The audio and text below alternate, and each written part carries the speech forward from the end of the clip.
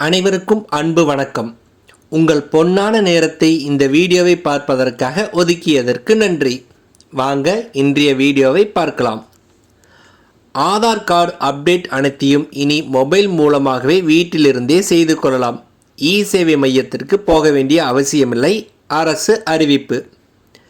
இதை பற்றி முழுமையாக அறிந்து கொள்ள நம்ம சேனலை சப்ஸ்கிரைப் செய்துவிட்டு இந்த வீடியோவை முழுமையாக பாருங்கள். இந்திய குடிமக்களின் முக்கியமான அடையாள ஆவணமாக ஆதார் கார்டு பயன்படுத்தப்படுகிறது.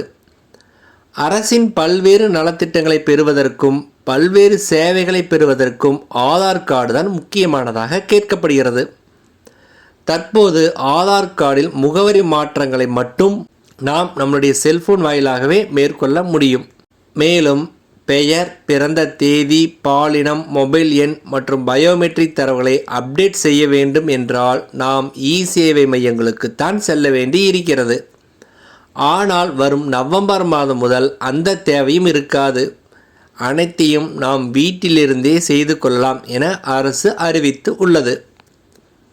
தி ஃபைனான்சியல் எக்ஸ்பிரஸ் வெளியிட்டுள்ள செய்தியின்படி கூடிய விரைவில் ஆதார் தகவல்களை அப்டேட் செய்வதை எளிதாக்கும் வகையில் புதிய வசதி கொண்டு வரப்பட இருக்கிறதாம்.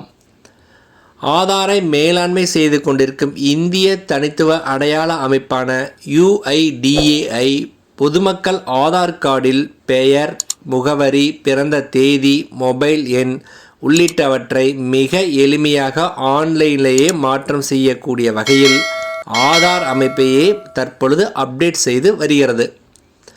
மொபைல் ஃபோனிலேயே அனைத்தையும் மாற்றலாம். வரும் நவம்பர் மாதம் முதல் இந்திய குடிமக்கள் தங்களுடைய ஆதாரின் முக்கியமான தகவல்களை கூட டிஜிட்டல் முறையிலேயே எளிதாக மாற்ற முடியும்.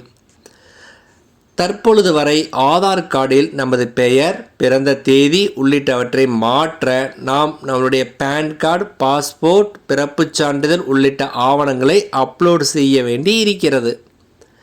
இனிமேல் அந்த வேலையும் கிடையாதாம். ஆவணங்களை சமர்ப்பிக்க தேவையில்லை என தெரிவித்துள்ளார்கள்.